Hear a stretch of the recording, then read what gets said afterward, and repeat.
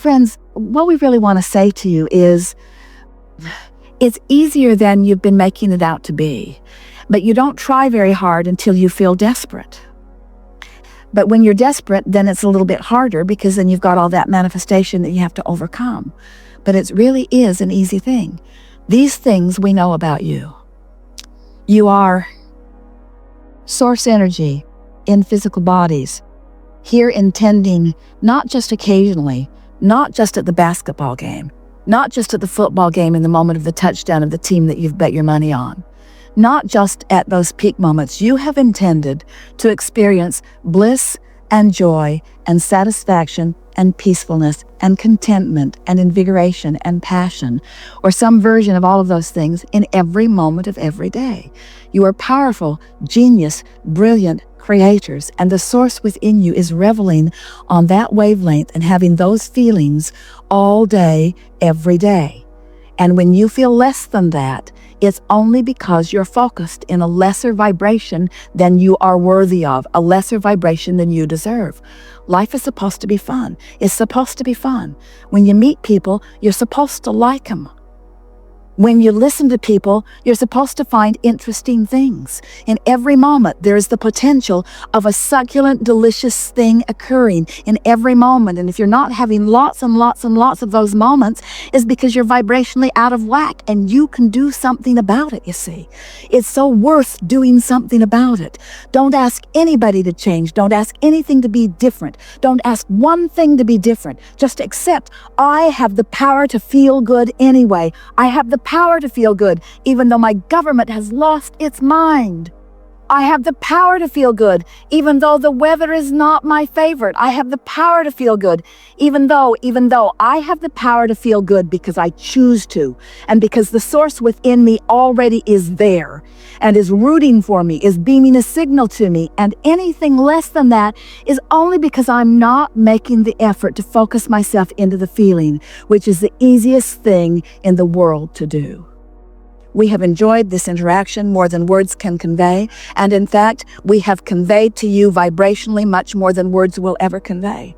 You can feel our conviction. You can feel our knowing. You know that we know what we know. You know that we mean what we say. You know unequivocally, right here, right now, that you are worthy beings and life is supposed to be good for you. And we are not kidding you when we say we are aware of everything that is important to you, and we are focused with you into the success that you are reaching for. We're just asking you to take the shortcut. The emotional journey, it's the shortcut. Everything is perceptual. And so when your father says that we're locked in to this time-space reality, we say, if he understood the variance in the points of view, he would hardly call it locked in. Okay. It only feels locked in because you establish this pattern of thought, which then law of attraction demonstrates to you. So it feels like you're locked in because change comes slow. But the only reason that change comes slow is because you keep thinking about the same things. Again, it's a perceptual thing. We get what he's talking about, this business of past, present, and future. And we would like to say that whether you are thinking about the past, or whether you're thinking about the present, or whether you're thinking about the future, you're doing it all right now.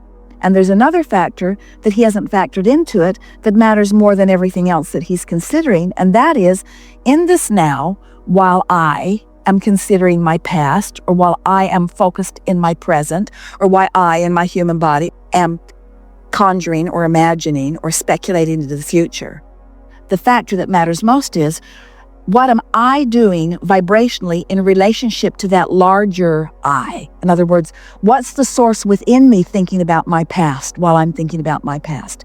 What's the source within me thinking about my now while I'm thinking about my now? In other words, whether it's past, present, or future is irrelevant, but whether it matches what source thinks is what's relevant. And that's the thing that almost nobody is considering. When you're thinking about your past and you're remembering being beaten up in the playground, or you're remembering not being honored by someone, or you're remembering feeling vulnerable, or even if you're remembering something that is more positive in nature, the question is, in the memory of it, is this memory of whatever it is I'm focused upon activating a vibration within me that in my powerful now gives me access to the power of now? Because source is always focused now. That's what we were trying to say to you when we say the source is coming forward into your now. You see, here we are, we're broadcasting all around the world, and some people, they're up in the middle of the night watching this broadcast, and it's in the middle of the night some places, and yet it's all right now, isn't it? And we say, it doesn't matter what time zone you're in, it's all happening now. And Source is rendezvousing with you in your now. That's the only thing that you need to consider in order to be in your full power. Yes. When people talk about time, when they talk about time, space, reality, we love your time, space, reality because it causes you to focus. But it causes you to focus now. It causes you to have an opportunity to have a relationship with Source who's focused now. And we promise you, the Source within you is not focused in your past. You were Source energy before you came into this physical body. A part of your consciousness came forth into this personality that you know as you.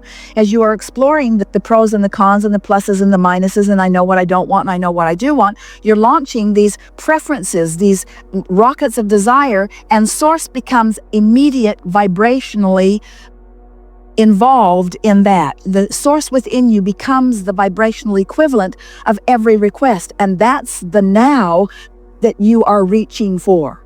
Oh, we've not said that before, so let's say it again.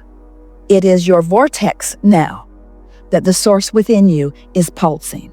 And if you are pulsing anywhere short of that, then you're not in alignment with who you are. So, for example, let's say that in your 20s, something happened and you felt true disempowerment. Well, you launched a rocket of desire. You wanted to know your power. You wanted to feel your clarity. You wanted to be the equivalent of everything that you were reaching for. The non-physical part of you became all of that immediately and holds that vibrational standard. And that vibrational standard is available to you now. And when you care about how you feel so that you come into alignment with that happy feeling, now you are in your now, vibrationally being all that you've become, and anything less than that is what negative emotion feels like. So your Father is asking a very powerful question here, isn't he? He's wanting to know, how can I be in the past and the present and the future all at once? And we say, you cannot, nor was it ever your quest. In other words, what you wanted to be was fully present in your now, and you can only do what you can do. In other words, if you're not tapped in, tuned in, turned on to the Source within you, so what? You are where you are, and where you are is the beginning of the journey. So let's say you're in the middle of contrast, you're in the middle of something really not wanted, and you're launching these rockets. Well, these rockets mean that the Source within you has become this weller being, or this more prosperous being, or this more clear-minded being. And if you don't forget, if you always remember that now that non-physical part of you has become it and is expressing it to you here, and in this moment you're doing your best to feel as you can feel right here and now, then isn't all of that going to come full circle into your now? And isn't your empowerment going to return? Or isn't your prosperity going to return? Doesn't it have to be once you get that into proper place? So, start again. Abraham. Shh. So there's the past, and there's the present, and there's the future. And we say, really, there's only now. In the now, you can be thinking about the past, you can be thinking about the present, you can be speculating or thinking about the future, but you're doing it all right now. And the big question is, while I'm doing any of those things now, what's my inner being doing about the thing that I'm doing right here and now? So as I'm thinking about my past and remembering getting beat up on the playground and resenting that rotten kid who beat me up that year and the next year and the next year and the next year and the next year, and I've hated him ever since. Ooh, I have so much resentment about all of that. As I'm thinking about that now, the only question worth asking is, what's my inner being thinking about that right now? Because remember, your inner being is focused where you're focused. The question is my inner being in agreement with the way I am focusing? And when I'm full of resentment, what does that tell you? What's the clue? My inner being is not in agreement with my assessment of what happened. Well, is my inner being stupid? I remember it clearly. I was there. Why is my inner being trying to make sunshine out of something that was so rotten? And we say, because your inner being knew that in that contrast you were launching rockets, and your inner being immediately became the vibrational equivalent. Your inner being took the bounce. Your inner being received the gift. Your inner being received the expansion. Your inner being lived what you intended to live through the process, and your inner being remembers it all All right, so that's what making peace with something is. It's that even though it was something unwanted, there was value that came from it, which I have the ability to focus upon right now. So if I want to be in alignment with the source within me, and I'm going to insist on thinking about the past, then I have to find a way of thinking about the past that matches the way my inner being thinks about the past. And my inner being revels in every piece of life experience that I have lived because it contributed to this vortex version that my inner being is now living fully. Are you with us so far? So now let's take another run at it. So everything that I lived in my past, or even in my present, is causing an expansion of me for which the source within me is joyful. So if I just keep remembering that when I'm focused upon past, present, or future, that what I'm really wanting to pay attention to is whether I'm in alignment with my source, who is focused upon past, present, and future, but focused upon it in a way that's helpful. If I care about how I feel, then I am able to come into full alignment with who I am. And that is what utilizing the power of now is. In other words, you're not really utilizing the power of now if you've got yourself pinched off from the larger part of you who is utilizing the power of right now. You get what we're talking about? You are source energy who loves. In a moment that you're not loving, whether you're not loving about something that happened in the past, or whether you're not loving about something that happened just now, or whether you're not loving about something that you're worried about, if you're not loving, then you are not allowing yourself to live as you have intended to live. And it's that deprivation that equals negative emotion every single time. So why do we call it the past? Well, because it was before now. And why do we call it the future? Well, because it's after now. But isn't it a continuum? And is there really anything other than now? Do you agree with that? Is there anything other than now? So if there isn't anything other than now, then what could we speculate? In other words, in the same way that a very intelligent person is asking a very important question about past, present, and future, which we've totally disregarded because it's utterly irrelevant. Because we're doing it all now, we're doing it all now, we're doing it all now, we're doing it all now, we're doing it all now, we're doing it all now. So past, present, and future is irrelevant. We're doing it all now, we're doing it all now, we're doing it all now. So past, present, and future is irrelevant. We're doing it all now, we're doing it all now, we're doing it all now, we're doing it all now. There it went again, we're doing it again. We're doing it now. Are you convinced yet? We can keep going if you haven't gotten this yet. We're doing it now, we're doing it now. So past, present, or future is irrelevant. It's irrelevant. You agree? It's irrelevant. Say it. It's irrelevant. It's irrelevant. It doesn't matter. It's all now. So what is relevant? What is the only thing that is relevant in this all-powerful now? What's the only thing that's relevant? Nah. Am I in alignment with my source? Am I reveling? Am I resonating? Am I vibrating up to speed with who my source is? That's the only thing that is relevant. And how do you know the answer to that? By the way you feel. Do you have control over the way you feel?